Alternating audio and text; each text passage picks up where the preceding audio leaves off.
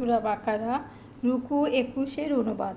হে মানুষ, পৃথিবীতে যা কিছু হালাল ও পবিত্র বস্তু আছে তা থেকে তোমরা আহার করো, আর শয়তানের পদাঙ্ক অনুসরণ করো না। সে তো তোমাদের প্রকাশ্য শত্রু। সে তো তোমাদের নির্দেশ দেয় মন্দ ও অশ্লীল কাজ করতে এবং আল্লাহ সম্বন্ধে এমন সব বিষয় বলে যা তোমরা জানো না। আর যখন তাদের বলা হয় তোমরা তা অনুসরণ করো যা আল্লাহ নাজিল করেছেন, তখন তারা বলে, না, বরং আমরা আমাদের বাপ দাদাদের যাতে পেয়েছি তার অনুসরণ করব। এমনকি যদিও তাদের বাপদাদারা কোনো জ্ঞানই রাখত না এবং হেদায়েতপ্রাপ্তও ছিল না। যারা কুফরি করে তাদের উদাহরণ এমন, যেন কোনো ব্যক্তি এমন কিছুকে ডাকে যা কোনো কিছুই শোনে না, হাঁক ডাক আর চিৎকার ছাড়া বধির মুখ অন্ধ, সুতরাং তারা কিছুই বুঝবে না। হে ইমানদারগণ, যারা ঈমান এনেছে, তোমরা আহার করো পবিত্র বস্তু থেকে যা আমি তোমাদের দান করেছি এবং আল্লাহর শুকরিয়া আদায় করো যদি শুধু তারই বন্দেগী করে থাকো।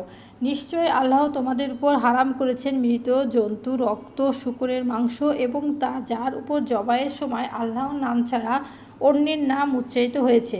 কিন্তু যে ব্যক্তি অন্য পায় হয়ে পড়ে এবং নাফরমান ও সীমালঙ্ঘনকারী না হয়, তার কোনো পাপ হবে না। নিশ্চয়ই আল্লাহ পরম ক্ষমাশীল, পরম দয়ালু।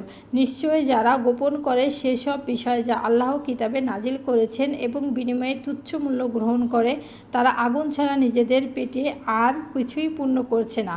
কিয়ামতের দিন আল্লাহ তাদের সাথে কথা বলবেন না এবং তাদের পবিত্র করবেন না, আর তাদের জন্য রয়েছে বেদনাদায়ক শাস্তি। এরাই হলো সে সকল লোক যারা হেদায়েতের বিনিময়ে গোমরাহি এবং ক্ষমার পরিবর্তে আযাব খরিদ করছে। হায়, কতই না ধৈর্যশীল তারা আগুনের উপর।